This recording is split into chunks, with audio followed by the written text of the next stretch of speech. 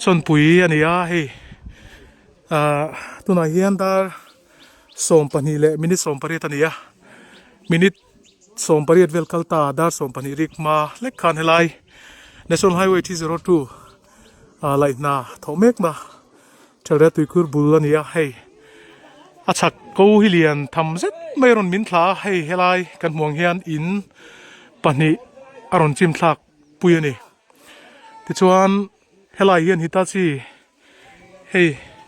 ina lai helai lai mek tu khania Hitachi po hi aron khu then leivung hian aron khu mana amaro chu driver in sa seng mana zuang chuaka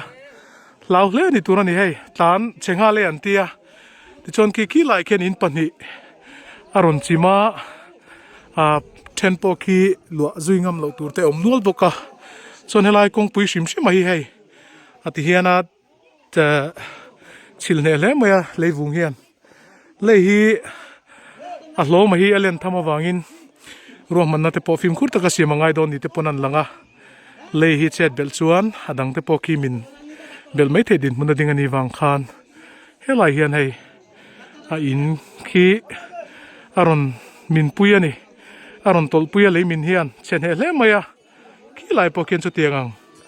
lei hi chet chuan khatiang kha ombok ani mar chu vanei thak de umain e lei min in hian in tuma pathian kong ina zara chillo la umaya amaru chu hliam ero chu antuar anom nual thung ani